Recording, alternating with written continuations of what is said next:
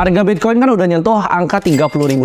Nah ini banyak banget dari kalian ya yang nanya ke gue, kok itu belinya kapan sih? Apakah belinya sekarang nih? Belinya nanti ya tunggu turun dulu atau kapan sebenarnya belinya? Nah gue punya prinsip sebenarnya walk the talk ya. Jadi gue mau ngajarin kalian apa yang gue lakukan. Gue nggak suka cuma nyuruh kalian terus gue nggak praktekin langsung. Jadi kali ini sebenarnya gue pengen bikinin sebuah series yang spesial untuk kalian, yaitu namanya borong Bitcoin. Jadi ini bakal gue update setiap bulannya sampai nggak tahu kapan. Tapi gue pengen praktekin ke kalian kapan sih sebenarnya waktu yang tepat untuk belinya. Soalnya kalau cuma ngomong doang, ya kan banyak orang bilang, oh bisa beli dari segini. Sebenarnya gue udah sering sharing ke kalian dari awal Januari, dimana gue bilang gue beli itu di sekitar 18-an ribu. Kalian bisa cek di Instagram highlights gue di sini. Ya, jadi gue udah bilang sebenarnya dari lama. Cuman kan waktu itu gue nggak tunjukin, ya gue beli dan nggak diupdate gitu kan. Nah itu kurang asik menurut gue. Gimana kalau misalnya gue praktekin sekarang aja nih, gue bikin akun yang baru dari nol dan kita lihat bareng-bareng perkembangannya seperti apa. Nah sekarang ini sebenarnya kondisi menarik. Kenapa bisa naik sampai 30-an ribu? Karena cryptocurrency ini menurut gue ada beberapa berita yang price in ke dalam marketnya. Dari kemarin 26 ribu tiba-tiba terbang sampai 30 ribu. Kita lihat bahwa Bitcoin ini bukan aset yang sekarang dipandang sebelah mata.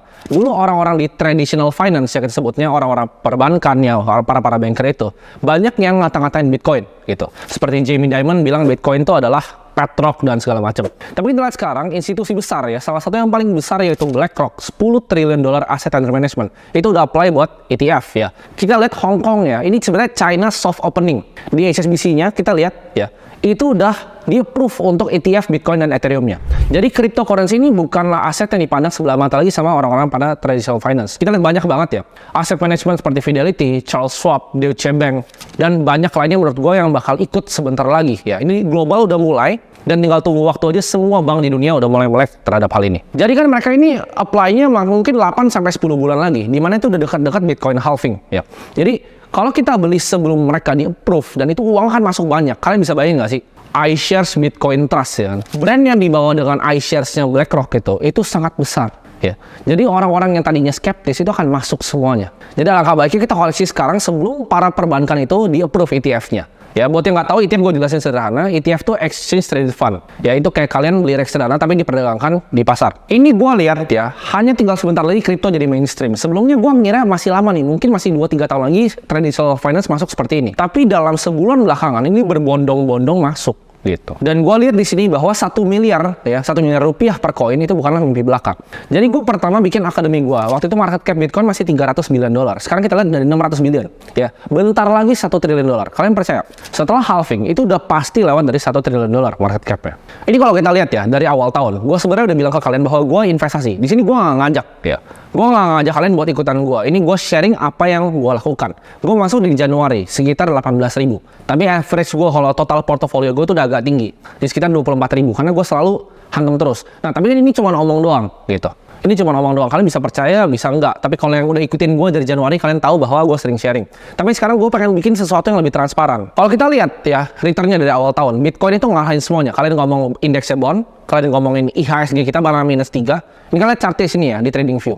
Bitcoin tuh bantai semua aset jauh banget, year to date. Ya. Dan kedepannya akan dibantai lebih jauh lagi. Jadi menurut gue nggak ada better aset di dunia ini dibanding Bitcoin untuk sekarang.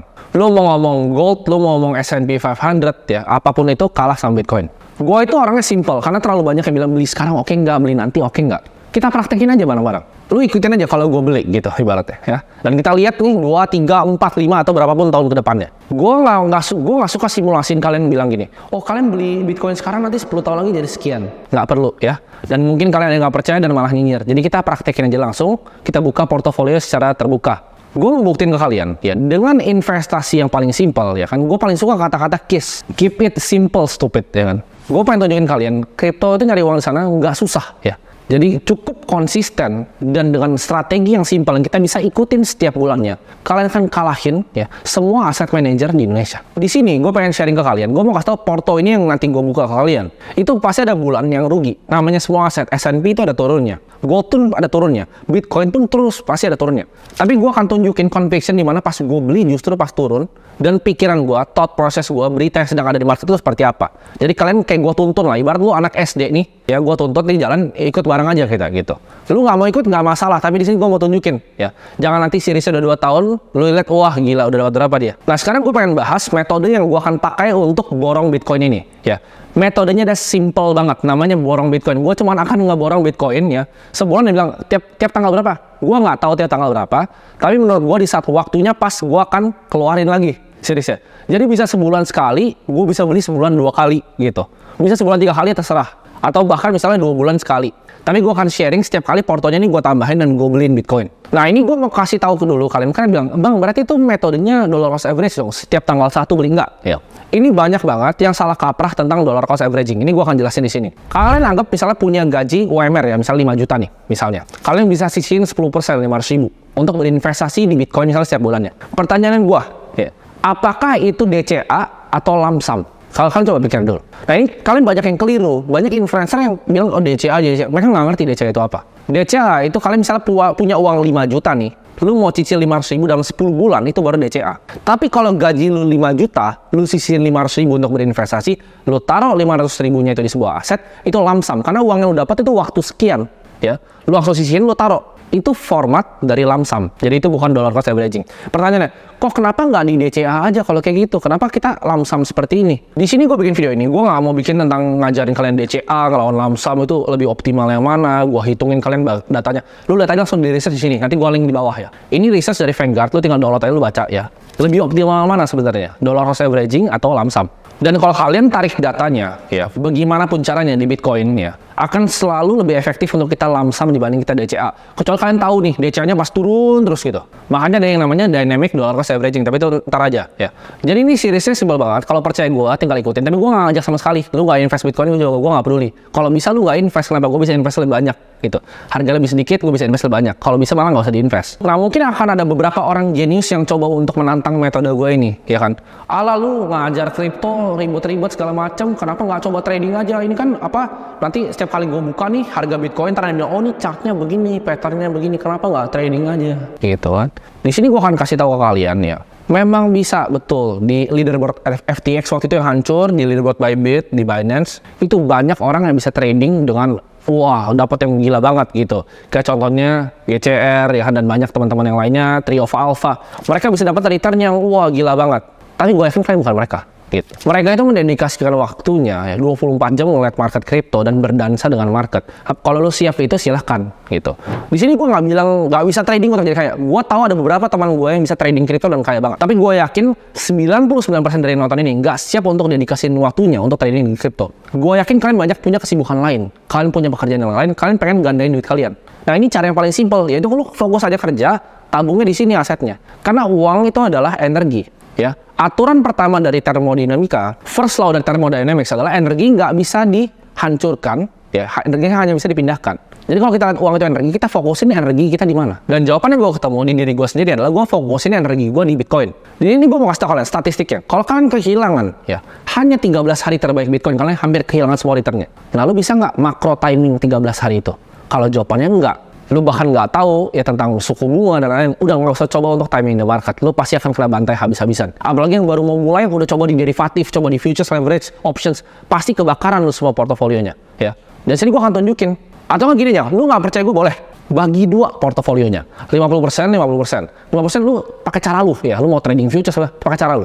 50 lu coba ikutin yang program gua ini. Kita lihat aja dalam 3 tahun menangnya mana total portofolionya. Karena orang banyak cherry picking, mereka 5% dari portonya ditaruh nih trading nih, oh tuh 100%, paling cuma 5% portonya. Atau cuma 1% dari portonya.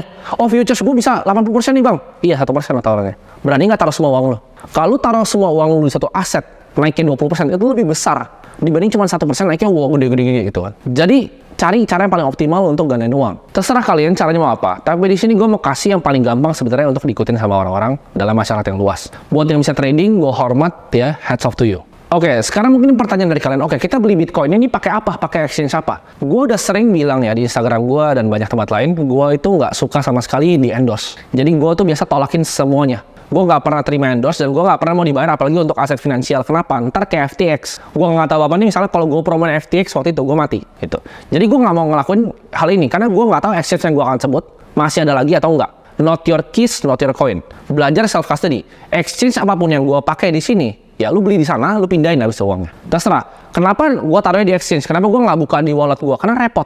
Ya, kalau untuk kebutuhan video ini repot banget gua untuk pindahin ke wallet dulu, gua buka lagi seed phrase-nya. Ya, jadi ini untuk kemudahan video ini akan gue tunjukin sebuah exchange. Dan gue disclaimer keras di sini. Gue nggak dibayar sama sekali dan gue nggak ngajak kalian untuk pakai exchange ini.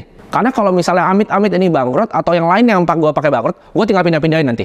Jadi gue nggak mau disalahin kalau misalnya ada apapun yang terjadi sama exchange ini. Itu resiko kalian sendiri ya. Kalian pencet tombolnya, kalian pilih sendiri, terserah ya. Kalian pilih terserah, tapi ini gue pakai karena ada alasannya. Exchange yang gue akan pakai untuk kebutuhan borong Bitcoin ini adalah Indodax. Jadi gue akan buka portofolio secara terbuka di Indodax. Sebenarnya ada alasannya kenapa gue pakai portfolio ini. Nah, lu mau alasan yang keren atau alasan sebenarnya? Kalau alasan yang keren, ya lu bisa lihat di sini. Jadi ini akun bahkan ya, sebenarnya ini akun namanya nyokap gue. Jadi waktu itu gue karena gue nggak punya KTP, ya kan, perlu KYC. Jadi gue pakai ini gitu. Karena waktu itu gue gak punya KTP, gue main nyolong aja. Nyokap gue bahkan nggak tahu gue punya akun ini ya. Jadi kalau nyokap gue nonton ini, gue nyolong KTP lu ya. Jadi ini nostalgic akunnya, itu alasan kerennya. Tapi kalau alasan aslinya, exchange lain yang gue pakai itu banyak kan ada isinya dan ada portofolio gue di sana gitu. Jadi ini satu-satunya exchange yang kosong. Jadi gue pakai yang ini yang ada aja. Jadi kalian bebas mau pakai exchange apapun, tapi di sini gue mau saranin untuk bisa self custody kalian.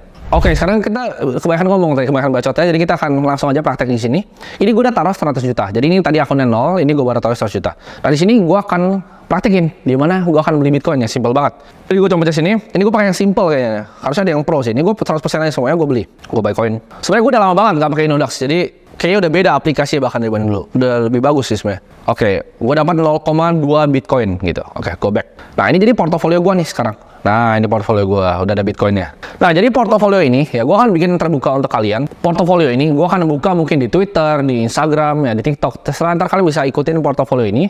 Hashtagnya itu adalah gue akan selalu pakai namanya borong Bitcoin. Karena gue akan tunjukin gimana caranya gue borong Bitcoin. Tapi gue nggak terpaku sama exchange ini. Ya, gue bebas, gue mau ngomong toko kripto, kayak gue mau ngomong yang lain bebas. Karena gue sama sekali nggak disponsor. Cuman ini akun exchange yang kebetulan kosong dan gue mau pakai untuk praktekin ke kalian.